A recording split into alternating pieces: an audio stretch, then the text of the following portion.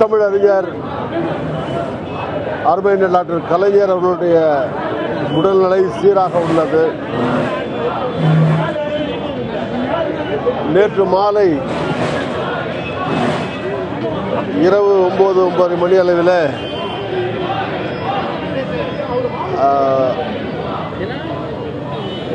இருந்த அந்த நிலையோடு ஒப்பிடுகிற போது இரவு அதற்கு பிறகு மருத்துவர்கள் மருந்து துறையாலே இன்றைக்கு அவர் மிகுந்த நலம் பெற்று வருகிறார். அனைத்தும் சீராக உள்ளது. உடல்நிலை தேறி இருக்கிறது என்பது மகிழ்ச்சி அளிக்கிறது.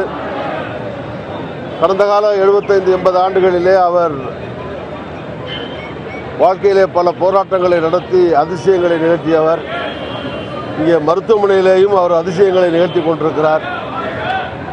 அதிசயத்துக்கு விதத்திலே அதிசயப்படக்கூடிய ஆச்சரியப்படக்கூடிய விதத்திலே அவருடைய உடல்நிலையில் நல்ல முன்னேற்றங்கள் ஏற்பட்டிருப்பது மகிழ்ச்சிக்குரியது. மேலும் அவர் பூரண நலம் பெறவும் இல்லம் திரும்பவும் எல்லாம் வல்ல இறைவனை பிரார்த்திக்கிறேன்.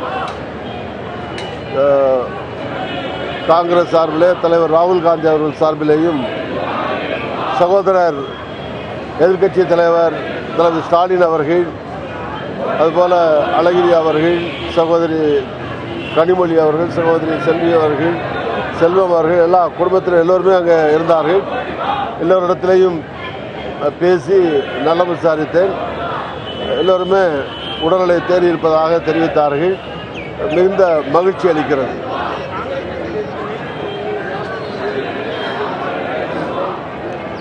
திரு குலாம் நபி ஆசாத் அவர்களும் முகுல்வாசினிக் அவர்களும் திரு ராகுல் காந்தி அவர்களும் அன்னை சோனியா காந்தி அம்மையார் அவர்களும் அனுப்பி வந்து பார்த்துவிட்டு போயிருக்கிறார்கள்.